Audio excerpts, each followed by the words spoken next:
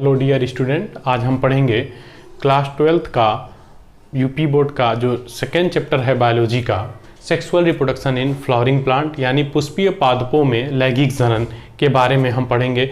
पुष्पीय पादप मोस्टली जो पुष्पीय पादप होते हैं उनको क्या कहते हैं, एंजियोस्पर्मिक, यानी जितने भी एंजियोस्पर्म होते हैं वो क्या होते हैं, फ्लावर बियरिंग प्लांट होते हैं जिसमें पुष्प पाए जाते हैं। ठीक है, जिसमें पुष्प पाए जाते हैं उनमें जो रिप्रोडक्शन होता है, जो जनन होता है, वो मुख्यतः लैंगिक जनन होता है यानी सेक्सुअल रिप्रोडक्शन होता है।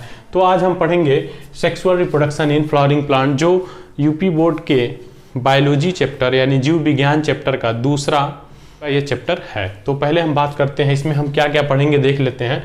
पुष्प की संरचना।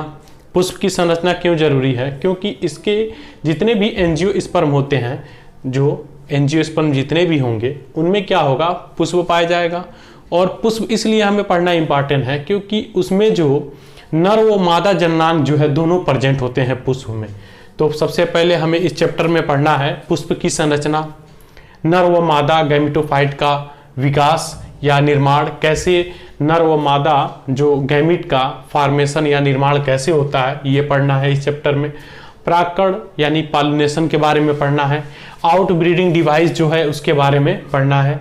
पराग स्त्रीकेसर संकर्षण के बारे में पढ़ना है, यानी इंट्रैक्शन की बात हो रही है। इन्फ्लोरेंस और इसका पराग का पॉलिनेशन, पॉलन पिस्टल इंट्रैक्शन जो है उसके बारे में पढ़ना है। निषेचन के बारे में यानी फर्टिलाइजेशन कैसे होता है, द्विनिषेचन यानी डबल फर्टिलाइजेशन पढ़ना है। भ्रूण का विकास कैसे होता है, यानी एम्ब्रियो की बात हो, भ्रूणपोष का विकास कैसे होता है ये पढ़ना है।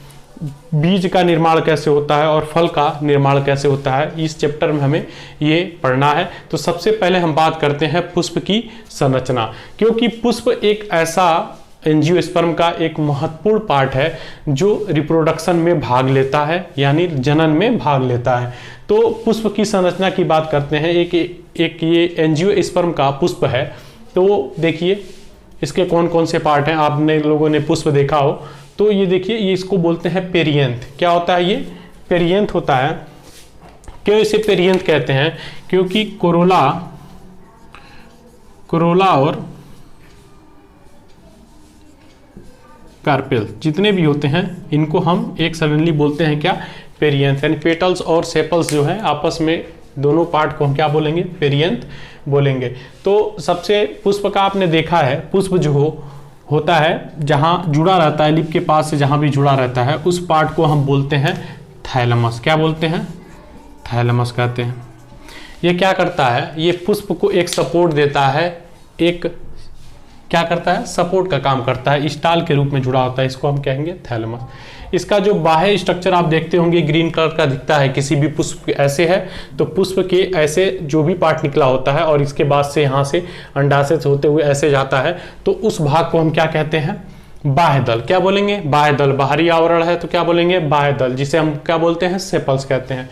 फिर उसके जो ऊपरी जो आपको बहुत ही अट्रैक्टिव दिखता है यानी अच्छा दिखता है, जिससे आप कहते हैं कि बहुत सुंदर पुष्प है, उस भाग को क्या कहते हैं, दल कहते हैं यानी पेटल्स कहते हैं। ठीक है, और उसी पुष्प के अंदर जो है सबसे इंपॉर्टेंट पार्ट दो होते हैं, एक पुमंग होता है और एक आपका जयांग होता है। क्या होता है? पुमंग होता है और ये जयांग, यानी गाइनोसियम और एंड्रोसियम दोनों प्रेजेंट होते हैं।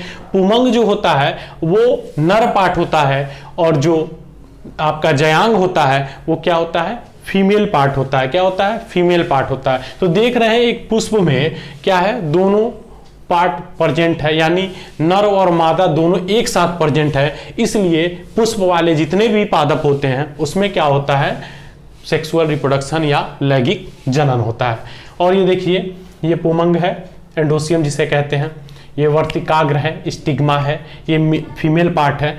अब हम एक एक करके हम इसकी डिस्कस करते हैं। ये पुमंग के बारे में हम पढ़ेंगे। देखिए पुमंग का एक अलग से स्ट्रक्चर आप देखेंगे तो ऐसे दिखेगा, फिलामेंट होगा जिससे ये जाके जुड़ा होगा, किससे, अंडाशय से जाके जुड़ा होगा, उस पार्ट को क्या कहेंगे, पुतंतु बोलेंगे या फिलामेंट बोलेंगे। ठीक है, अब ये देखिए इसमें क्या होते हैं, इसका ये एक तरह से बाइलोब्ड स्ट्रक्चर होता है, बाइलोब संरचना होता है, जिसे हम क्या कहते हैं, एंथर या परागकोश कहते हैं। और इसी परागकोश में माइक्रो स्पोर या कह सकते हैं आप जो इसमें क्या होता है, लघु बीजाणु जो होता है उसी के अंदर जो है लघु बीजाणु घर में या लघु बीजांडु में जो है इसमें पॉलन ग्रेन प्रेजेंट होते हैं। ठीक है, तो पॉलन ग्रेन ये आपका एक पुमंग यानी स्टेमेन यानी पुकेसर का ये पार्ट है और इसे क्या कहते हैं हम, नर पार्ट। क्या कहते हैं, ये नर भाग होता है।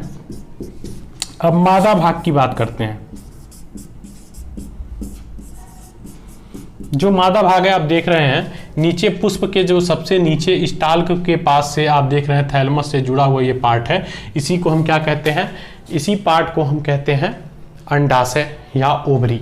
अब ये ओवरी का स्ट्रक्चर है और ओवरी के सबसे एक आउटग्रोथ कह सकते हैं या लाइनिंग निकला रहता है, उसी को हम क्या कहते हैं, वर्तिकाग या स्टिग्मा कहते हैं। सबका एक एक इम्पॉर्टेंट रोल है, उसके बारे में भी हम डिस्कस करते हैं। तो सबसे पहले देखिए ये एक मादा भाग है और ये मादा भाग से जो है जयांग, जिसे क्या बोलते हैं, गाइनोसियम या जयांग कहते हैं।